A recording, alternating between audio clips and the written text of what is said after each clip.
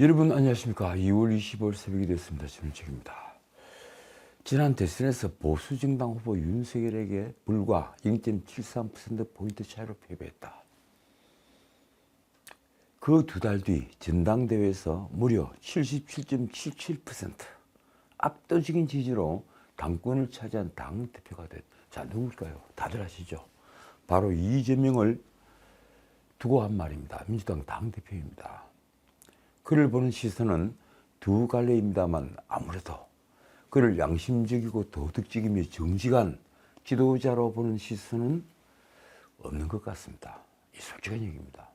그는 비록 정치범이 아니라 배민이 뇌물이라는 파렴치 범죄를 저지른 잡범인 처지이지만 그래도 아직은 당당합니다.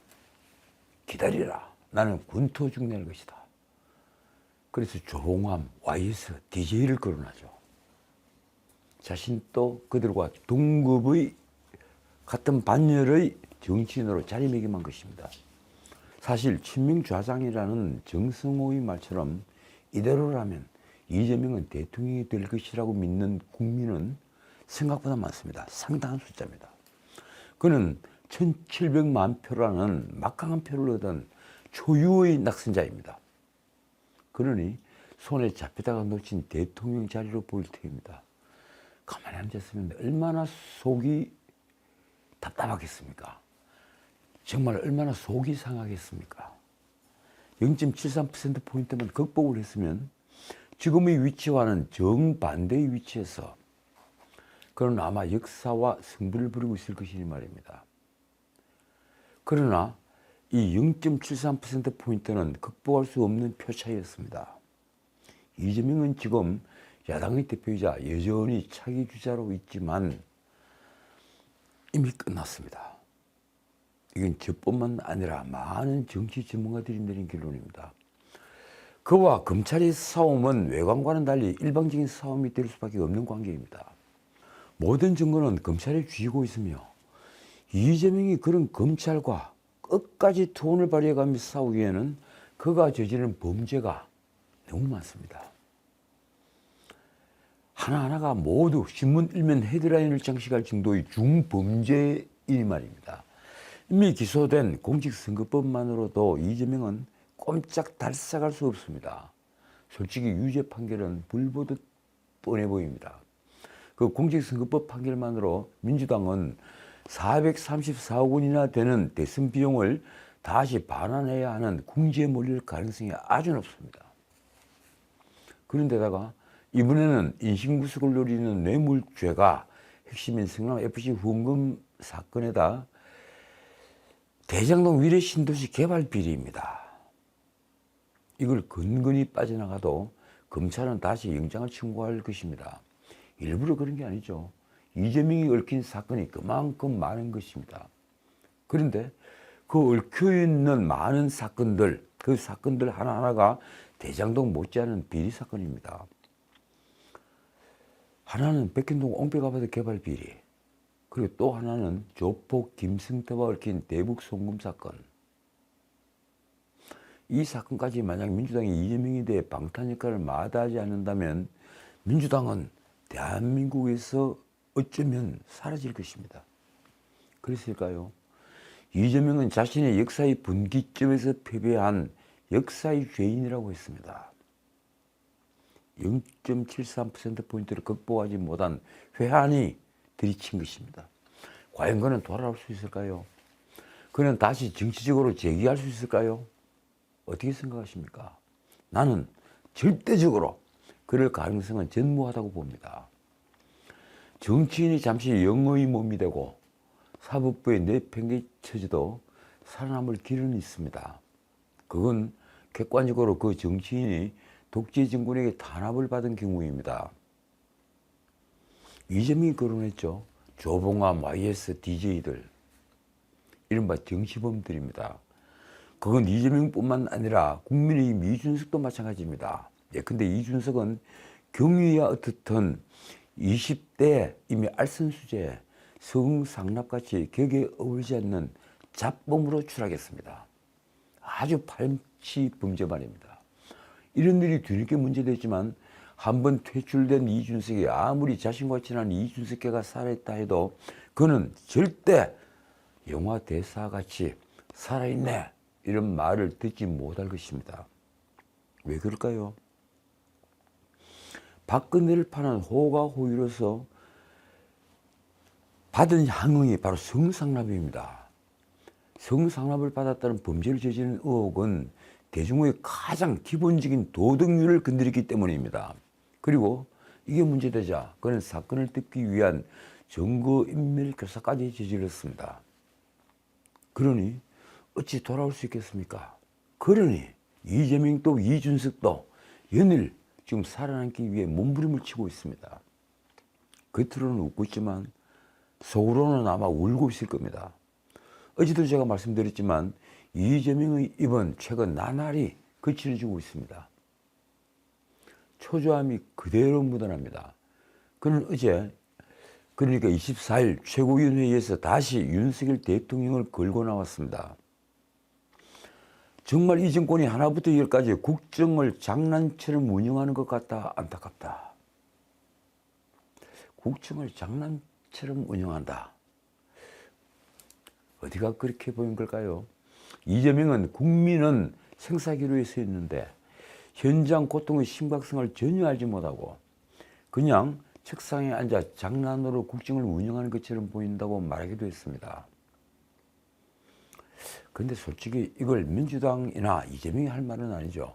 과거 문재인 정권이 언제 실물 경제를 알게나 했고 현장 경험이 있는 장차관들이 있게나 했습니까? 자신이 살아남기 위해 민생을 계속 걸고 나오는 건 알겠는데 이번에 우리가 부딪히고 있는 경제 문제는 코로나 이후 전 세계가 함께 겪는 위기 국면으로 특별히 윤석열 정부의 실정이라고 할 수는 없습니다. 그렇지 않습니까? 그런데도 이재명은 물가 폭탄, 이자 폭탄, 증세 폭탄까지 언급했습니다. 물가가 오르고 이자가 오르고 그리고 세금까지 올라간다.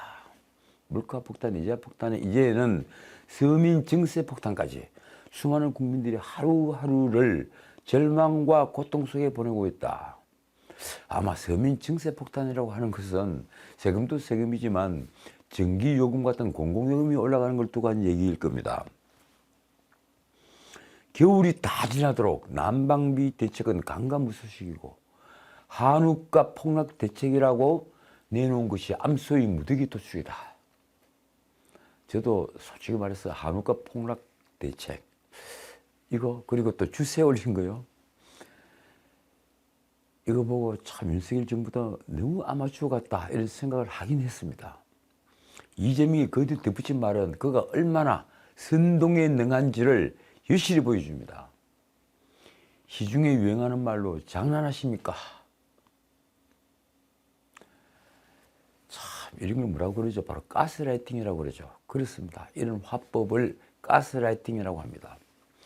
다른 사람의 가슴에 의심이 불을 찔러서 판단력을 잃고 그리고 결국에는 종국에는 자신을 추종하게 해서 종국에는 파국으로 몰고 가는 것을 바로 가스라이팅이라고 합니다. 어디에만 있죠? 바로 사교입니다. 사교. 사교의 교주들이 이런 가스라이팅을 아주 잘하는 자들이죠. 선동을 아주 잘하는 자. 미국에서는 트럼프의 화법을 두고 가스라이팅 화법이라고 하는 비판이 아주 많았습니다. 저는 가스라이팅이 오늘날 선동의 한 방법이라고 생각합니다. 솔직히 말해 재정을 풀어 우리 경제를 엉망으로 만든 정권이 누구였습니까? 바로 문재인 정권입니다. 자기 자신의 정부 앞까지 일으킨 재정적자보다 더 큰 재정적자를 일으킨 자가 바로 문재인 대통령입니다. 그 뒤에 코로나가 잠잠해지며 삼고가 경제 문제로 대두되자 고물가, 고환율, 고금리가 경제 문제가 되자 고물가, 고금리에 어느 정도 책임이 있는 바로 이 민주당이 모든 책임을 윤석열 정부에게 묻고 있는 겁니다. 이재명의 양곡관리법 발목 잡기가 도를 넘고 있다며 한 말도 사실 들어보면 무척 재미있습니다. 살갑 안정은 농민만을 위한 것이 아니고 식량 안보를 위해 반드시 필요하다. 민주당은 양곡관리법 처리를 반드시 매듭짓도록 하겠다. 도대체 살이 지금 남아도는데 이 농민들을 어디로 끌고 가려고 양곡관리법을 만드는 겁니까? 솔직히 아무런 식량작업 프로그램 없이 양곡관리법을 밀어붙이고 또 최근에 노란봉투법을 민주당이 끝까지 밀어붙이는 것은 무엇 때문입니까? 이런 포퓰리즘 입법은 입법을 통한 갈라치기로서 편가르기가 아닌가요? 결국 다음 총선을 위해서 편가르기를 하고 다수의 편에 자기들이 서겠다는 것, 그 이상 그 이하도 아닌 것으로 제게는 보입니다. 이재명은 또 일본이 정한, 아니 정확히는 시마네 현이 정한 다케시마의 날에 동해상에서 한미연합훈련을 한 것을 굴욕적인 참사라고 걸고 들어갔습니다. 그는 현재 정부의 외교노선은 친구 아니면 적, 모 아니면 도 식의 단세포적 접근법이라며 정부의 이념 편향적 종속 외교가 대한민국 안보 리스크를 키운다고 비판하기도 했습니다. 저는 정말 이 얘기 듣고 깜짝 놀랐습니다. 이념 편향적인 종속 외교가 안보 위기를 키운다? 이게 무슨 말인가요? 이념 편향적 종속 외교를 펼친 정권이 어느 정권이었습니까? 북한 비율을 맞추기에 급급하면서 온갖 모욕적인 말을 들어도 항의 한 번 하지 못한 정권이 과연 어느 정권이었습니까? 중국에 굴신한 것은 차마 이런 유튜브 방송에서 언급조차 하기 싫을 정도로 아주 비극적인 현장이었습니다. 중국은 큰 봉우리고 우리는 작은 봉우리다. 베이징에 가서 혼밥만 먹다가 돌아왔습니다. 도대체 부끄러움을 몰라도 정도가 있는 것입니다. 누가 누구대로 이념 편향적이라고 하는 것입니까? 지나가는 개가 웃을 지경입니다. 어제 참 재밌는 뉴스가 하나 있었습니다. 이 대장동 민간 사업자인 화천대유의 대표 이승문이 불과 1년 반 전인 2021년 9월 이재명이 대선 후보가 되면 검찰이 대장동 비리를 수사하지 못할 것이라고 말한 내용이 정영학 녹음 파일이 들어있다고 언론이 보도했습니다. 그 당시는 물론 문재인 검찰입니다. 이승문은 화천대유 대주주 김만배의 성균관대 후배로서 김만배의 최측근이었습니다. 그러니 바지 사장을 시켜주었죠. 서울중앙지검은 정영학이 2021년 9월 말과 10월 초에 제출한 녹음에서 이승문과 정영학의 통화 내용이 녹음된 48분 분량의 파일을 발견했습니다. 정확한 길이는 47분 58초죠. 이 통화는 2021년 9월 초중순 통화인데 이때는 대장동 비리가 언론에 보도돼 검찰이 수사에 착수하기 직전이었다고 합니다. 이재명은 그해 10월 10일 민주당 대선 후보가 됐죠. 당시 이승문이 정영학과의 통화에서 한 말이 이렇습니다. 이재명이 민주당 후보가 되면 수사 못해요. 그 사람이 대통령이 되면 그 조직이 날라. 그러니까 이재명만 대통령이 되면 조직은 훌 날아간다. 뜻대로 모든 것을 다 한다. 이 주장을 한 겁니다. 그러면서 이승문은 2007년 대선 때 검찰이 BBK 수사를 봉합한 것과 그리고 YS 정부 말에 검찰이 DJ 비자금 수사를 중단한 것도 언급했습니다. MB 때도 BBK 수사 안 했잖아요. DJ 때도 비자금 폭로하니까 그때 안 했지 않습니까? 자, 그까지는 그렇다 쳐도 그 뒤에 이승문이 분석한 내용은 아주 놀랍기만 합니다. 이재명 관련해서 흠집내는 수사 비슷하게 하면 어느 놈이 그렇게 놔두겠어요. 조직 다 망가지지. 줄 수도 시원치 않을 판인데. 그는 그 뒤에 이런 발언 또 했습니다. 들어보십시오. 반대로 후보가 안 되면 수사 안 해요. 후보가 안 되면 가치가 떨어지잖아. 그럴지도 모르겠습니다. 근데 이재명은 후보가 됐고 대통령에서 낙마했습니다. 사실 문재인 정부 검찰은 이재명을 수사선상에 끝내 올리지 않았습니다. 검찰총장 김호수, 그리고 서울중앙지검장 이정수, 그리고 서울중앙지검 4차장 검사 김태훈 등 이른바 친문 검사들, 이 수사 라인들은 대장동 수사를 그대로 봉합을 하면서 뭉개면서 이재명을 쏙 빼고 성남도시개발공사 유동규가 독자적으로 김만배, 남욱정유학 등 이른바 대장동 민간 업자들과 손을 잡고 초대형 배임 범죄를 저질렀다. 이렇게 결론을 내렸습니다. 그래서 그들만 구속 기소를 했죠. 그래도 마치 계속 수사를 하는 것처럼 사건을 뭉개고 있었습니다. 당연히 말도 안 되는 축소 수사라는 비판이 쏟아졌습니다. 다들 아시고 있지 않습니까? 결국 정권이 바뀌고 검찰 인사이동이 있은 뒤에야, 그리고 작년 8월 말이 되었어야 새 수사 라인이 완성이 되었습니다. 그 결과 지금 이재명은 수많은 의혹에 둘러싸여 있는 잡범이 되어 있습니다. 제가 전에도 말씀드렸지만 정치범 반대말은 잡범입니다. 그는 배임죄, 뇌물죄, 기타 등등등등 이런 혐의를 받는 결코 정치범이 될 수 없는 잡범의 범주 안에 있는 그런 중범죄자입니다. 이러니 이번 체포동의안이 부결된다 해도 민주당은 더 큰 부담이 이어질 것이 명확합니다. 수원지검의 상방울 대북 송금, 그리고 서울중앙지검에서 연이어 수사할 백인동 옹벽아파트 개발 비리, 이른바 백인동 게이트, 역시 중형이 예상되는 중범죄이기 때문입니다. 그래서 민주당이 오는 27일 월요일 이재명이 체포동의안 부결을 결의한 가운데 당 일각에서는 부결 후엔 이재명 대표가 대표직에서 사퇴해야 한다는 주장이 여기저기서 나오고 있습니다. 그러나 이재명은 제가 어제 말씀드린 대로 23일 기자회견에서 검찰이 구속영장 청구를 법치의 탈을 쓴 사법사냐 이렇게 비판을 하면서 사퇴론의 선을 쫙 그었습니다. 법치의 탈을 쓰고 저지르는 사법사냥이다. 자신을 사냥하는 것이다. 그래서 절대 물러날 수가 없다. 평시 같으면 모르겠는데 지금은 그런 사냥에 대비해서 담도 쌓고 문도 만들고 자기는 보호를 받아야만 된다. 이런 주장을 하고 있죠. 민주당 조홍천은 이날 라디오 인터뷰에서 최근 비명계 서른이 이재명 체포동의안을 부결시키자고 말을 한 배경에 대해 이렇게 말하기도 했습니다. 체포동의안을 부결시키면 이 대표가 어떤 행동을 할 것이라는 전제가 있었다. 그리고 부결만 시켜주면 그 다음에 대표직에서 자진 사퇴하겠다. 아마 이런 말이 없겠죠. 서른 역시 의원총회에서 이재명의 그 어떤 행동을 암시를 했다고 합니다.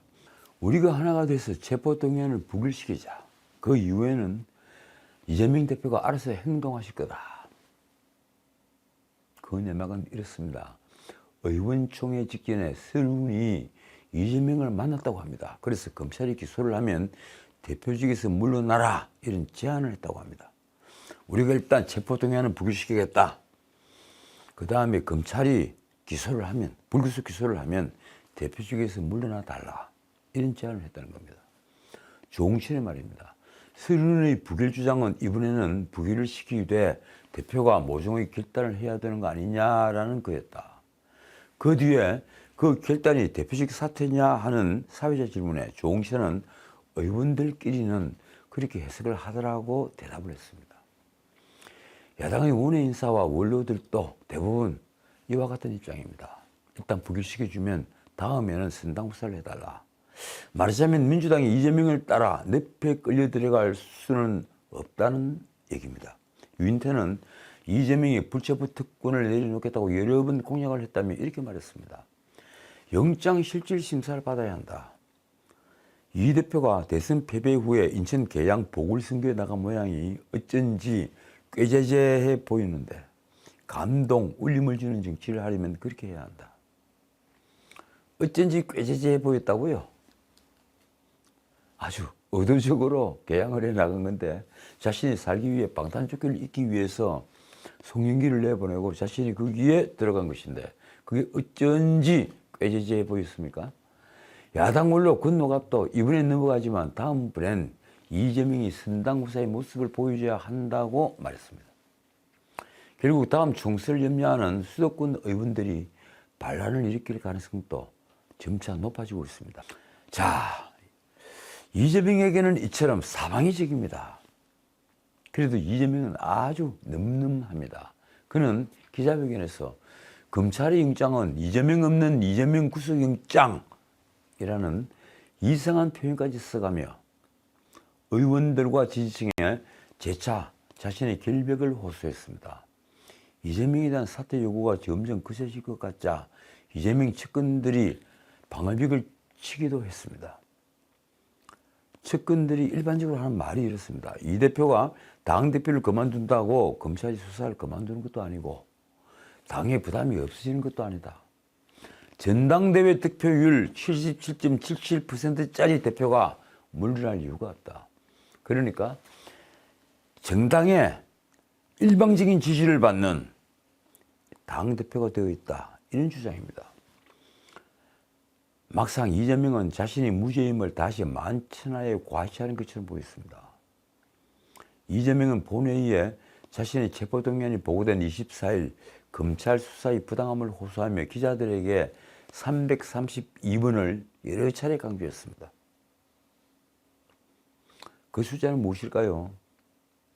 지난해 3월 9일 대선 이후에 이날까지 자신과 주변을 향한 압수수색 건수가 매일 늘어나 그 총합이 332번이나 된다는 주장입니다. 글쎄요, 어떻게 해야 되면 332번이나 될까요? 저는 정말 이해를 하지 못하겠습니다.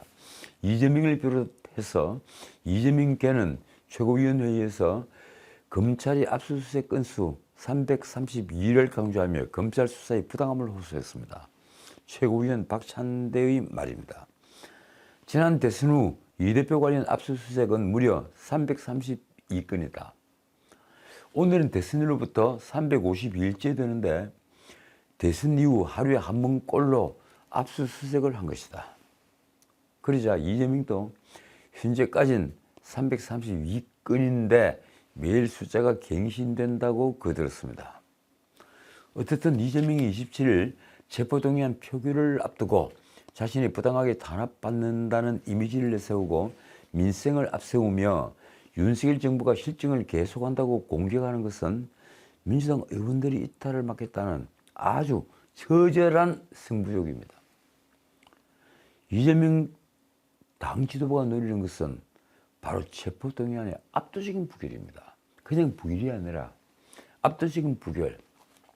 169석 더하기 무소속 알파. 그래서 180석에 아주 가까운 숫자. 그 숫자로 부결시키는 것. 압도적 부결을 노리고 있는 겁니다. 박홍근 원내대표의 말이 이렇습니다.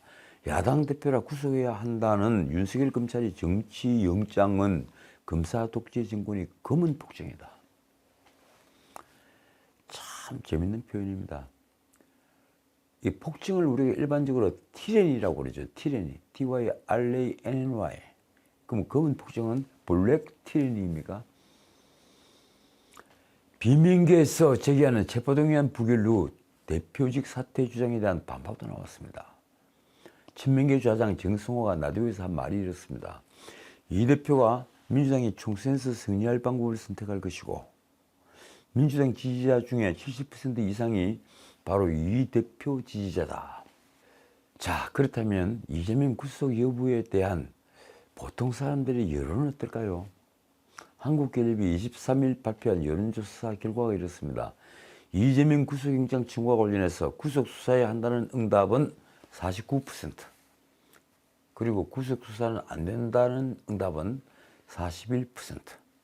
둘 차이는 8%포인트 차이인데 오차 범위를 넘었었습니다. 자, 국민의힘 당권 싸움도 조금만 제가 짚겠습니다. 당권 싸움은 놀랍게도 도토리 키재기 싸움처럼 되어 있습니다.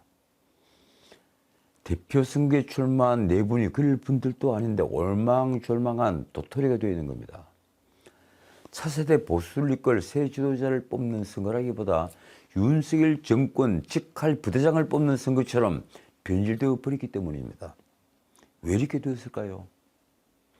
노골화된 윤석열 대통령의 당무 개입이 원인이라는 분석이 많습니다. 대통령실이 개입되었다. 그래서 노골화된 당무 개입처럼 보인다. 이 얘기입니다. 여기에는 전임자 이준석이 엉망으로 만들어버린 당 지도부의 무게감도 한몫을 합니다. 그래도 근본적으로 대통령실이 앞장서서 나경원을 쳐내고 안철수를 적대시하면서 노골적으로 당을 직할 통치하고 싶다는 야욕을 드러낸 것이 정말 컸습니다. 거기에다가 이 당대표 출마한 천하람, 그리고 최고위원회 출마한 김용태 등 아직 의원 경험이 전혀 없는 정치지망생들이 당의 지도부에 도전하는 모습이 당을 신선하게 보이기보다는 전당대회를 희화화하는 원인이 됐습니다. 집권 여당에서 당 지도부를 구성하겠다는 분이, 그리고 당 대표를 하겠다는 분이 지금 정치지망생이다. 그걸 여러분들이 어떻게 받아들이고 있습니까? 어떻든 당권 싸움이 시작되면서 곧장 윤심 논란이 벌어진 것은 단순히 윤핵관의 책임이라기보다 윤석열 대통령의 책임이 있는 것은 명확합니다.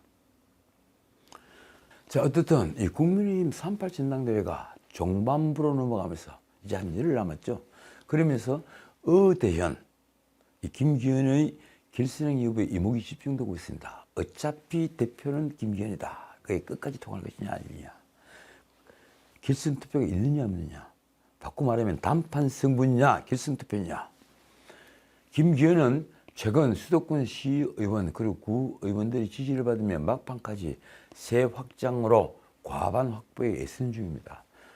지금 이번 투표는 오로지 당신만 보는 것이니까 구의원, 시의원들의 의사가 아주 좌지우지를 합니다. 그러니 보통 문제가 아니죠.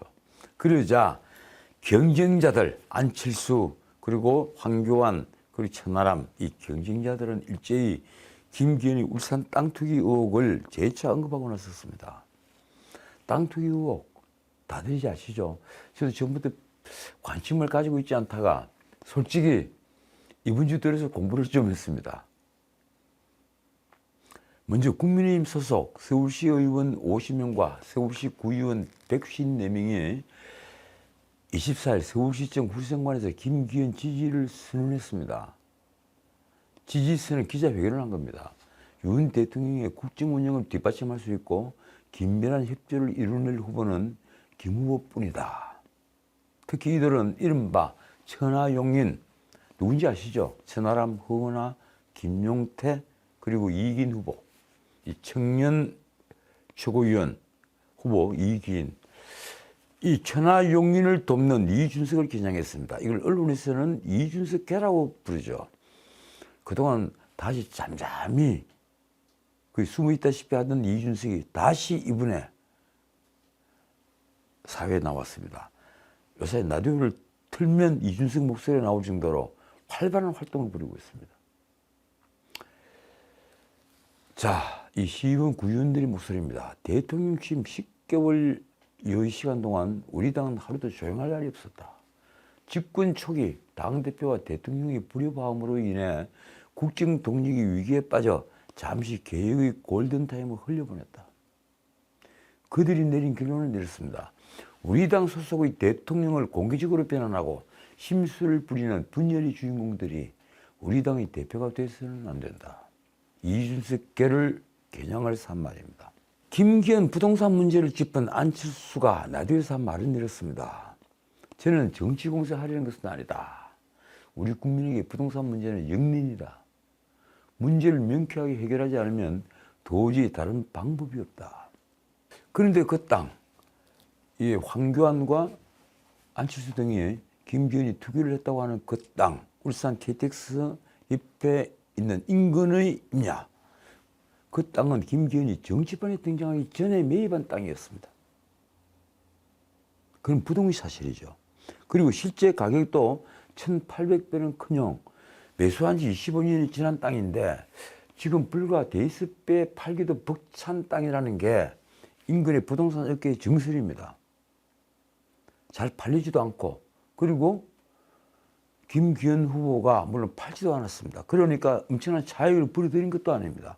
말하자면 상대방의 주장처럼 결코 투기의 목적인 땅도 아닐 뿐더러 더욱이 매매를 해서 엄청난 수익을 거둔 땅도 아닌 것입니다. 자, 그러면 판단은 여러분들 개인들이 하십시오. 오늘은 여기까지입니다. 이 김종인이 또 뉴스를 탔습니다. 아니 뉴스를 만들었습니다.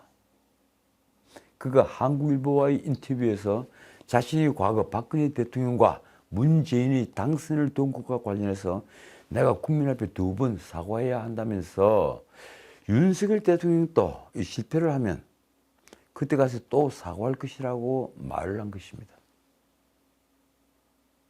솔직히 이분이 나머지 대답에 대해서는 저는 아무런 관심이 없습니다. 저는 김종인에 대해서 평소에 이렇게 말합니다. 꺼진 불도 다시 보자. 보수는 지금부터 재건해야 합니다. 다시 불타면 방법이 없습니다. 지금까지 보수를 불태운 사람들이 누구입니까? 바로 경제민주화 탈영을 하는 자들이 보수를 불태웠습니다. 지금까지 전은책이었습니다.